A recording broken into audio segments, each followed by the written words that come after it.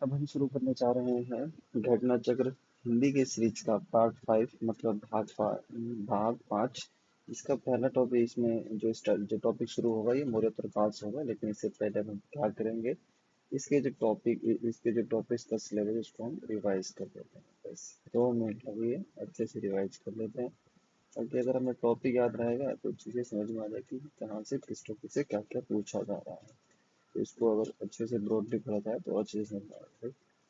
तो देखते हैं हम पहला प्राचीन भारतीय इतिहास। प्राचीन भारत का इतिहास। पहला टॉपिक है पाषाण काल।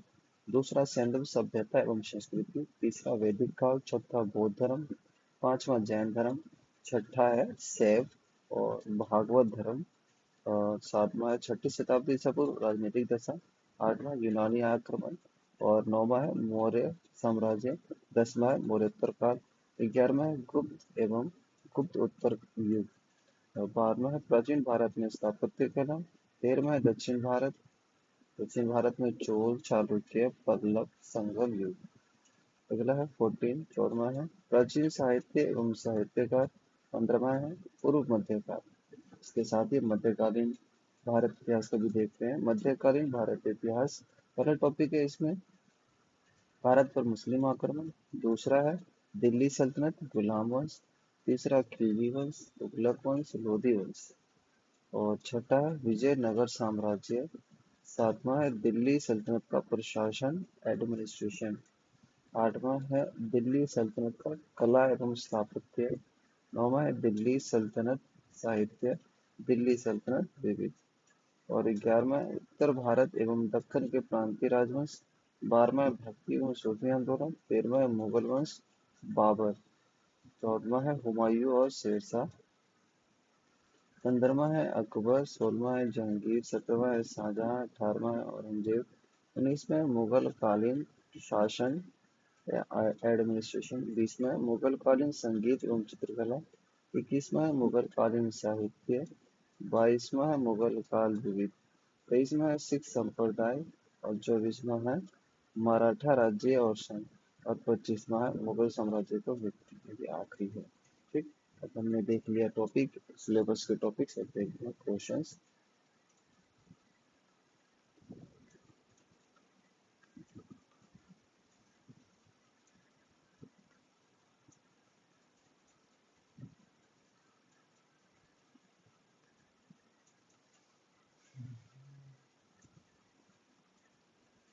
यहाँ से शुरू होने वाला है आज का हमारा टॉपिक, जिसका नाम है मौर्योत्तर काल, मतलब मौर्य उत्तर काल के बाद का समय।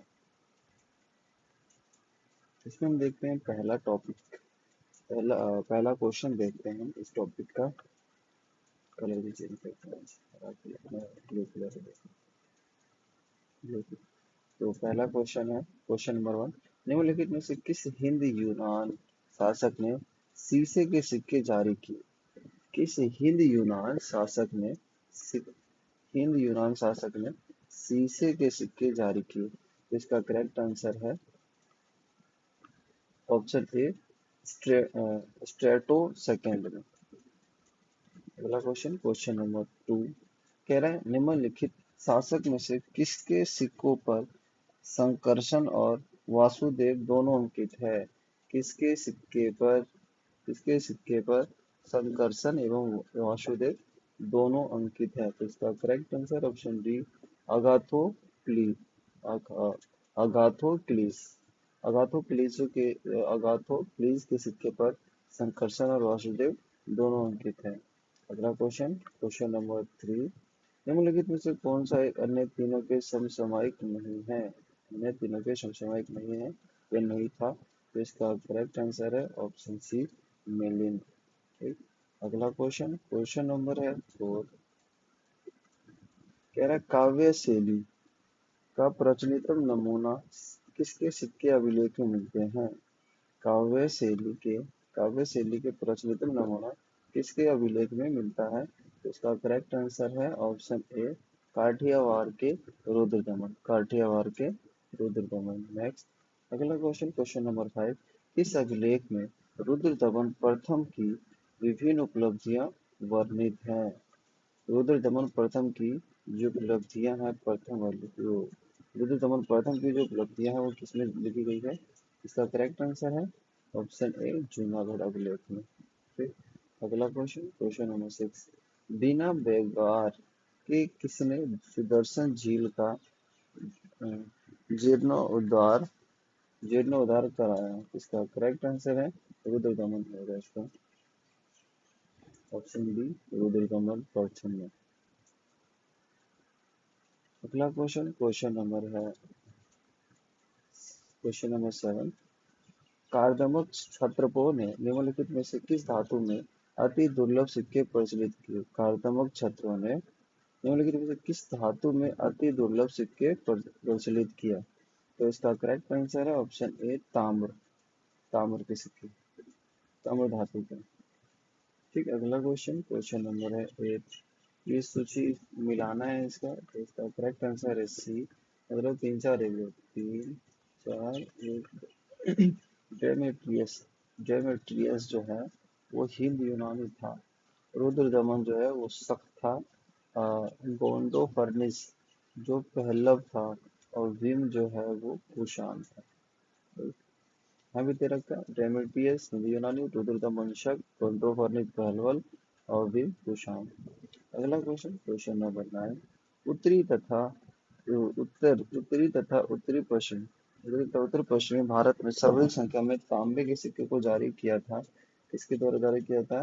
तो इसका करेक्ट आंसर है ऑप्शन बी, मतलब कुषाण ने, कुषाणों ने। ठीक, अगला क्वेश्चन, क्वेश्चन नंबर है 10, प्राचीन भारत में निम्न में से किस एक ने नियमित रूप से सोने के सिक्के जारी किए? नियमित रूप से सोने के सिक्के किसने जारी किए थे प्राचीन भारत में? तो करेक्ट आंसर है ऑप्शन सी कुषाण, कुषाणों ने जारी किए थे। ठीक, अगला क्वेश्चन, क्वेश्चन नंबर 11, बुध का बुध का किसके सिक्कों पर अंकन हुआ है? बुध का किसके सिक्के पर अंकन हुआ है? तो इसका correct answer option B Kanishka के ऊपर, है ना। कनिष्क ने क्या किया था? बुध के सिक्कों पर का कनिष्क ने अपने सिक्कों पर बुध को अंकन किया है। नेक्स्ट अगला क्वेश्चन, क्वेश्चन नंबर 12, निम्नलिखित में से किस शासक को सर्वप्रथम सोने के सिक्के जारी करने का श्रेय दिया जाता है? सबसे पहले सोने के सिक्के किसने जारी किए थे? तो correct answer option B Vima Kadphises, Vima Vima Vima Kadphises ने सबसे पहले सोने के सिक्के जारी किए थे। नेक्स्ट अगला क्वेश्चन करेगा, निम्नलिखित में से किसने भारत में स्वर्ण सिक्कों का प्रचलन नियमित नियमित उपयोग के लिए किया था? स्वर्ण सिक्कों का प्रचलन नियमित उपयोग के लिए किया था, किसने किया था? ऑप्शन ए विम कडफिसेस ने, किसने किया था? विम कडफिसेस ने किया था। नेक्स्ट अगला क्वेश्चन, क्वेश्चन नंबर 14, इनमें से किसने सर्वप्रथम व्यापक पैमाने पर स्वर्ण मुद्रा का प्रचलन किया? स्वर्ण मुद्रा का प्रचलन बड़ी मात्रा में किसने किया था? तो इसका correct answer option C Vima Kadphises, किसने? विम कडफिसेस ने। ठीक, अगला क्वेश्चन, क्वेश्चन नंबर 15, योध्या सिक्कों पर किस देवता का अंकन मिलता है? योध्या सिक्कों पर किस देवता का अंकन मिलता है? इसका करेक्ट आंसर है ऑप्शन डी कार्तिकेय, कार्तिकेय का अंकन मिलता है। नेक्स्ट अगला क्वेश्चन, क्वेश्चन नंबर 16, कनिष्क के सारनाथ बुद्ध प्रतिमा अभिलेख की तिथि क्या है? कनिष्क के सारनाथ अभिलेख प्रतिमा, सारनाथ बुद्ध प्रतिमा अभिलेख की तिथि क्या है? तो इसका करेक्ट आंसर है बी 81, 81 ईस्वी सन। एक नेक्स्ट अगला क्वेश्चन, क्वेश्चन नंबर 17, कुषाण शासक कनिष्क का राज्याभिषेक किस सन में हुआ? कुषाण शासक कनिष्क का राज्याभिषेक किस सन में हुआ? तो करेक्ट आंसर है ऑप्शन डी, मतलब क्या है 78 एडी में। अगला क्वेश्चन, क्वेश्चन नंबर 18, शक संवत कब प्रारंभ किया गया? तो शक संवत जो है वो 78 ईसा पूर्व में प्रारंभ किया गया। शक संवत जो है वो 78 ईस्वी में किया गया। 19वां क्वेश्चन, विक्रम एवं शक संवत को कितना अंतर वर्षों में है? विक्रम विक्रम एवं शक संवत के बीच में कितने वर्षों का अंतर है? तो करेक्ट आंसर ऑप्शन सी 135 वर्षों का अंतर है किसके बीच में? विक्रम एवं शक संवतों के बीच में। नेक्स्ट अगला क्वेश्चन, क्वेश्चन नंबर 20, शक संवत पर आधारित राष्ट्रीय पंचांग कैलेंडर का पहला चैत्र ग्रेगोरियन कैलेंडर पर आधारित 365 दिन के सामान्य वर्ष की निम्नलिखित तिथियों में किस एक के तदनुरूप है? तो इसका करेक्ट आंसर है ऑप्शन ए 22 मार्च तथा अथवा 21 मार्च, 22 मार्च अथवा 21 मार्च। ठीक। अगला question, question number 21, Vikram Samvat कब से आरंभ हुआ? विक्रम संवत कब से प्रारंभ हुआ? तो इसका करेक्ट आंसर है ऑप्शन बी 57। विक्रम संवत कब से प्रारंभ हुआ? 57 ईसा पूर्व से। नेक्स्ट अगला क्वेश्चन, क्वेश्चन नंबर 22, निम्नलिखित में कौन सा वर्ष दिसंबर 2009 में शक संवत का वर्ष होगा? 2009 में शक संवत का वर्ष होगा। तो इसका करेक्ट आंसर है ऑप्शन ए मतलब 1931। ठीक। नेक्स्ट अगला क्वेश्चन, क्वेश्चन नंबर 23, कनिष्क के समकालीन निम्नलिखित नामों का अध्ययन करें और निम्नांकित उत्तर कोड के अनुसार अपना उत्तर इंगित करें। तो इसका करेक्ट आंसर है ऑप्शन सी 1 एंड 3, 1 और 3 मतलब अश्वघोष और कालिदास। जो दो थे दोनों कनिष्क के समकालीन थे, कौन कौन? अश्वघोष और कालिदास, अश्वघोष और कालिदास। नेक्स्ट अगला क्वेश्चन, क्वेश्चन नंबर 24, अश्वघोष किसका समकालीन था? तो किसका था भाई? आगे भी देख लिया, कनिष्क का। अश्वघोष जो है वो कनिष्क का समकालीन था। ठीक। अगला क्वेश्चन, क्वेश्चन नंबर 25, तेरा निम्नलिखित में से कौन एक कनिष्क के दरबार से संबंधित नहीं था? तो इसका करेक्ट आंसर है अश्वघोष था, चरक था, नागार्जुन था, ये पतंजलि नहीं था। कौन नहीं था? पतंजलि। करेक्ट आंसर है डी, पतंजलि नहीं था। अगला क्वेश्चन, क्वेश्चन नंबर है 26। निम्नलिखित में से कौन कनिष्क प्रथम के दरबार में नहीं गया था? कौन कनिष्क प्रथम के दरबार में नहीं गया था? करेक्ट आंसर है इसका ऑप्शन डी विशाखा दत्त। विशाखा दत्त जो थे वो कनिष्क प्रथम के दरबार में नहीं गए थे। अगला क्वेश्चन 27। निम्नलिखित नगरों में से किसका उल्लेख कनिष्क के रबतक अभिलेख में नहीं है? नगर में से किसका उल्लेख कनिष्क के रबतक अभिलेख में नहीं है? कनिष्क के रबतक अभिलेख में नहीं है। कौन सा ऐसा नगर है इन सभी में से? इसका करेक्ट आंसर ऑप्शन है श्रावस्ती। ठीक। अगला क्वेश्चन, क्वेश्चन नंबर 28। इनमें से किस आयुर्वेदाचार्य ने तक्षशिला विश्वविद्यालय में शिक्षा प्राप्त की थी? किस आयुर्वेदाचार्य ने तक्षशिला विश्वविद्यालय में शिक्षा प्राप्त की थी? तो करेक्ट आंसर इसका सी और डी, जीवक और चरक भी और जीवक भी दोनों ने। नेक्स्ट अगला question, question number 29, Pushyamitra Shunga द्वारा 2 अश्वमेध यज्ञ किए जाने के बारे में जानकारी किस अभिलेख से मिलती है? किस अभिलेख से मिलती है जानकारी पुष्यमित्र शुंग के 2 अश्वघोष यज्ञ कराए जाने के? तो correct answer option C Ayodhya अभिलेख। अयोध्या अभिलेख से पता चलता है कि पुष्यमित्र शुंग ने 2 अश्वमेध यज्ञ करवाए थे। अगला क्वेश्चन, क्वेश्चन नंबर 30, कह रहा शुंगों के पूर्वज मूलतः किस स्थान से थे? शुंगों के पूर्वज मूलतः किस स्थान से थे? Correct answer option C Ujjain से थे। जो शुंग के पूर्वज थे वो कहाँ से थे? उज्जैन से थे। अगला क्वेश्चन, क्वेश्चन नंबर 30, शुंग वंश के बाद किस वंश ने भारत पर राज्य किया? शुंग वंश के बाद किस वंश ने भारत पर राज्य किया? तो करेक्ट आंसर ऑप्शन सी कण्वा या कण्व।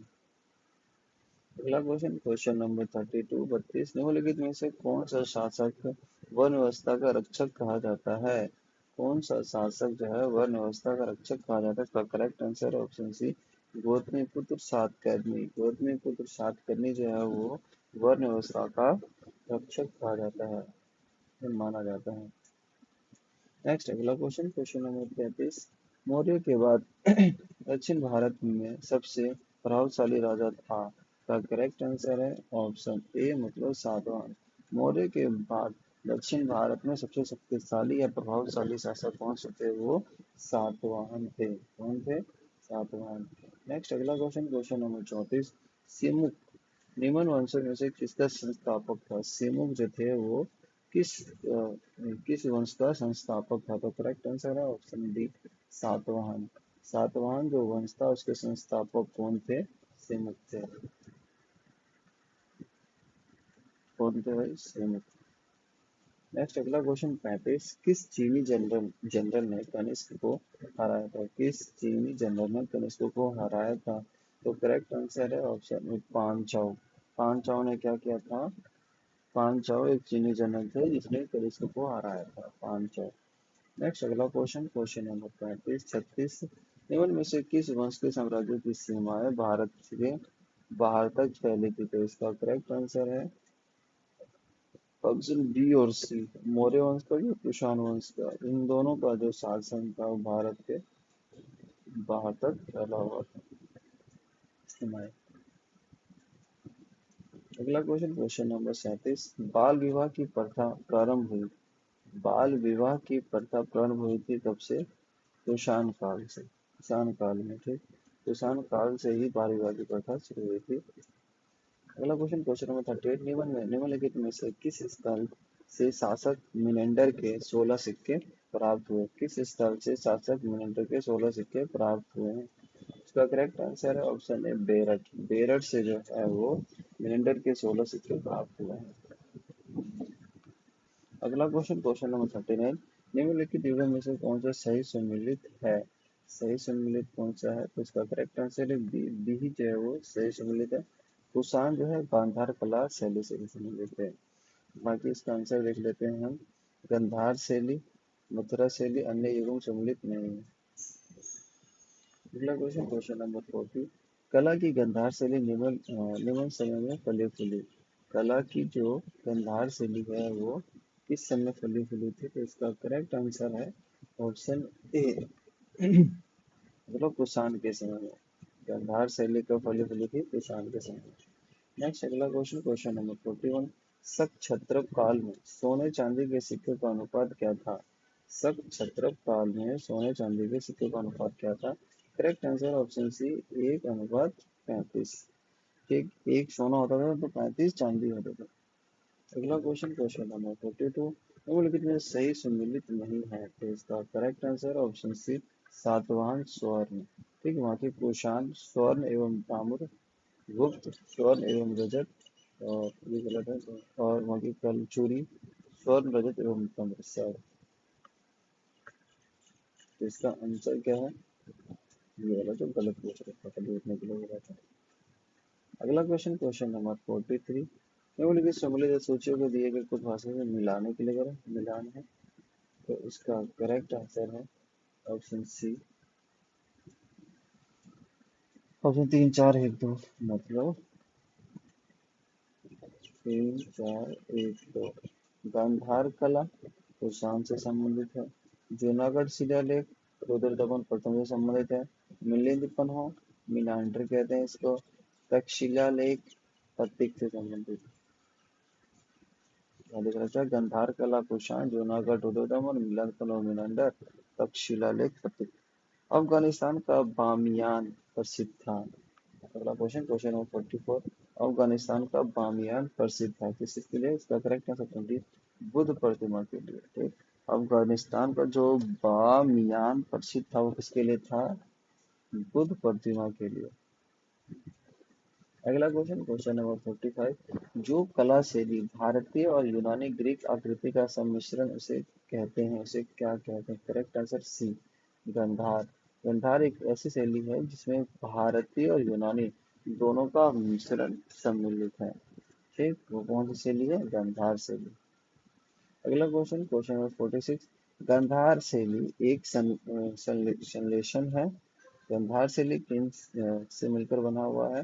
भारतीय और यूनानी कला, जैसे कि पढ़ेगा था यूनानी वगैरह। तो इसका करेक्ट आंसर है ऑप्शन बी मतलब भारतीय तथा यूनानी कला, ठीक, से मिलकर बना है गंधार से। नेक्स्ट अगला क्वेश्चन, क्वेश्चन नंबर है 47। निम्नलिखित में से किस मूर्ति कला में सदैव हरित उत्तरित चट्टान शिस्ट का प्रयोग माध्यम के रूप में होता है? तो इसका correct answer option D, Gandhi Gandhara मूर्ति कला, गांधार मूर्ति कला। नेक्स्ट अगला क्वेश्चन, क्वेश्चन नंबर 48। प्राचीन काल के भारत पर आक्रमणों के संबंध में निम्नलिखित में से कौन सा सही कालानुक्रम है? इसका करेक्ट आंसर है ऑप्शन ए, यूनानी शक कुषाण। पहले यूनान आया, फिर शक आया, फिर कुषाण आया। यूनानी, शक और कुषाण। अगला क्वेश्चन, क्वेश्चन नंबर 49। पहला ईरानी शासक जिसने भारत के कुछ भागों को अपने अधीन किया। पहला ईरानी शासक जिसने भारत के कुछ भागों को अपने अधीन किया था। इसका correct answer option C, Darius प्रथम। डेरियस प्रथम ने क्या किया था? भारत के कुछ भागों को अपने अधीन सबसे पहले किया था। नेक्स्ट अगला क्वेश्चन, क्वेश्चन नंबर 50 है। निम्न राजवंशों में सबसे पुराना राजवंश था। निम्न राजवंशों में सबसे पुराना राजवंश कौन सा था? करेक्ट आंसर है ऑप्शन डी, मतलब सातवाहन। इन सबों में कंपेयर किया जाए कि सबसे पुराना कौन सा था, तो सबसे पुराना कौन सा था? सातवाहन, ठीक।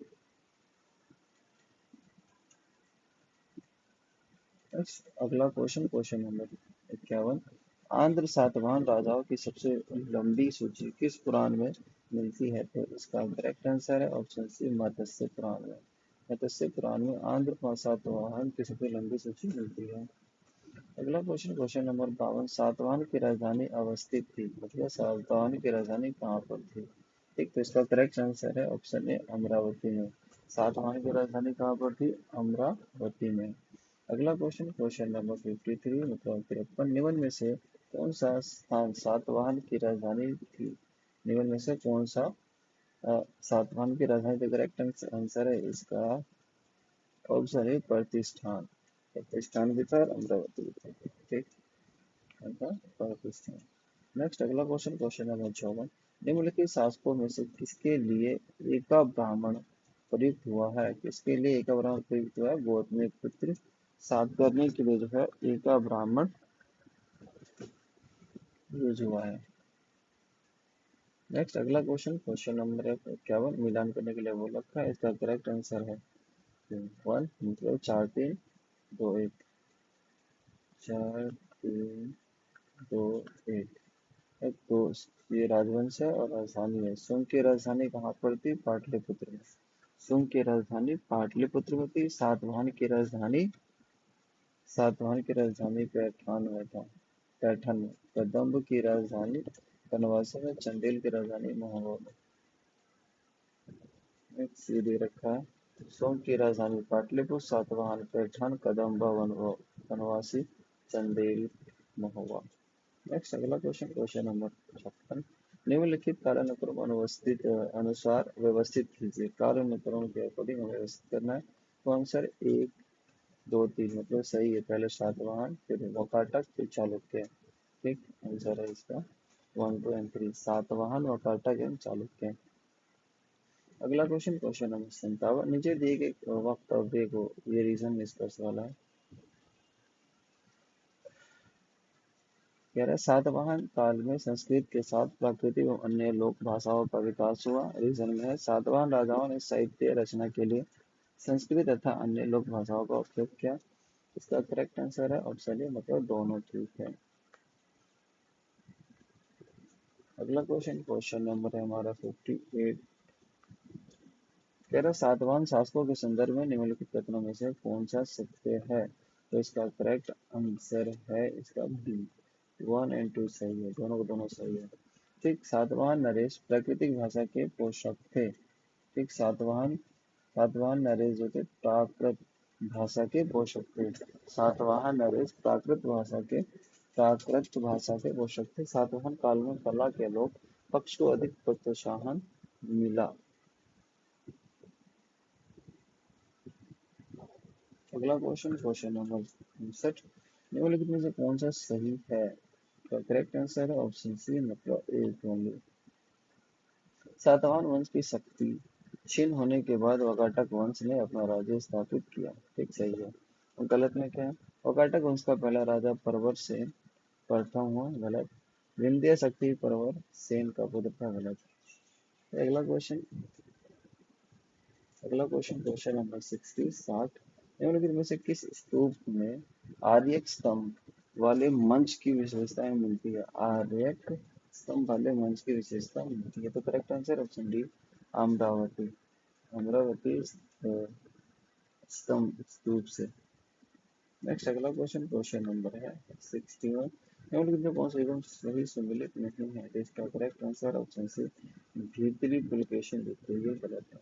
बाकी ये नासिक गोत्र में तो ठीक है, हातिम गुफा खारवेल का है, गिरनार रुद्रवन टोटल का।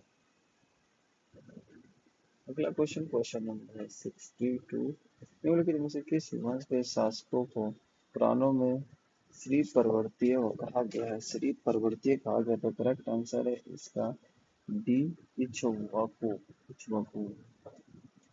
अगला क्वेश्चन क्वेश्चन नंबर है 63 कथा निष्कर्ष है कुषाण फारस की खाड़ी और लाल सागर से होकर व्यापार करते थे। रीजन है उनकी सुसंगठित नौसेना उस कोटि की थी। इसका करेक्ट आंसर है ऑप्शन सी, मतलब एक सही है और ये दूसरा गलत है। नेक्स्ट अगला क्वेश्चन है क्वेश्चन नंबर 64 राजा खारवेल का नाम जुड़ा है, इससे जुड़ा हुआ है, तो इसका करेक्ट आंसर ऑप्शन सी, हाथी गुफा लेक के साथ। राजा खारवेल का नाम जो है वो हाथी गुफा लेक के साथ जुड़ा हुआ है। अगला क्वेश्चन क्वेश्चन नंबर 65 निम्नलिखित राजाओं में से कौन जैन धर्म का संरक्षक था? जैन धर्म का संरक्षक कौन था? Correct answer option D, Kharavela. Kharavela जो थे वो जैन धर्म के संरक्षक थे। अगला क्वेश्चन क्वेश्चन नंबर 66 कलिंग नरेश खारवेल निम्न में से किस वंश से संबंधित थे? कलिंग नरेश खारवेल किस वंश से संबंधित है? तो इसका करेक्ट आंसर है ऑप्शन ए, चेदी। चेदी वंश से संबंधित थे कलिंग नरेश खारवेल। अगला क्वेश्चन क्वेश्चन नंबर 67 निम्नलिखित राजाओं में से किसका जैन धर्म के प्रति भारी झुकाव था? तो इसका correct answer option C, Kharavela. Kharavela का जो झुकाव था, भारी झुकाव किसके प्रति था? जैन धर्म के प्रति। अगला क्वेश्चन क्वेश्चन नंबर 68 कलिंग नरेश खारवेल का संबंध था। कलिंग नरेश खारवेल का संबंध किससे था? तो करेक्ट आंसर है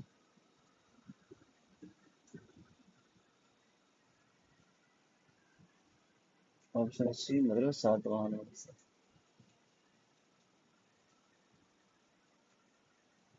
इसका ये आंसर जो है गलत है, सी। इसका आंसर है ई, एक या एक से अधिक। इनमें से कोई नहीं है उससे अधिक। अगला क्वेश्चन है क्वेश्चन नंबर 69 हाथी गुफा अभिलेख किस शासक के विषय में जानकारी देता है? तो खारवेल।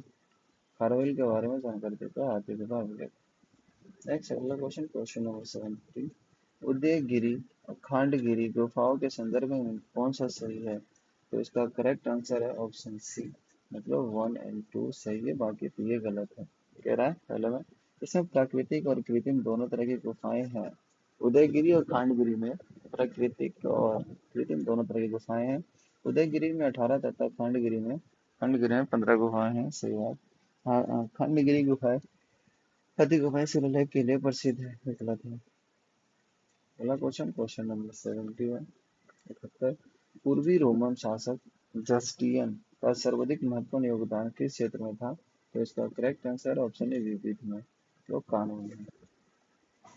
नेक्स्ट अगला क्वेश्चन 72 कह रहा है पेरिप्लस ऑफ द एरिथ्रियन सी किसने लिखी थी? पेरिप्लस ऑफ एरिथ्रियन सी किसने लिखी थी? इनमें से कोई नहीं। पेरिप्लस ऑफ द एरिथ्रियन सी एक ग्रंथ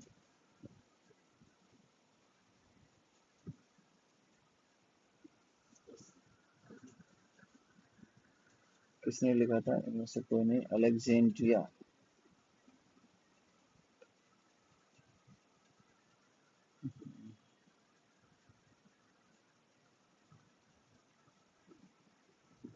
अलेक्जेंड्रिया के एक अनाम नाविक ने लिखा था, ठीक। किसने? पेरिप्लस ऑफ द एरिथ्रिया किसने लिखी थी? अलेक्जेंड्रिया के एक अनाम नाविक ने लिखा था, ठीक। तो इस तरह से ये वाली वीडियो हम स्टॉप करते हैं और कृपया करके आप इसको ये और ये कर दें, बस। धन्यवाद।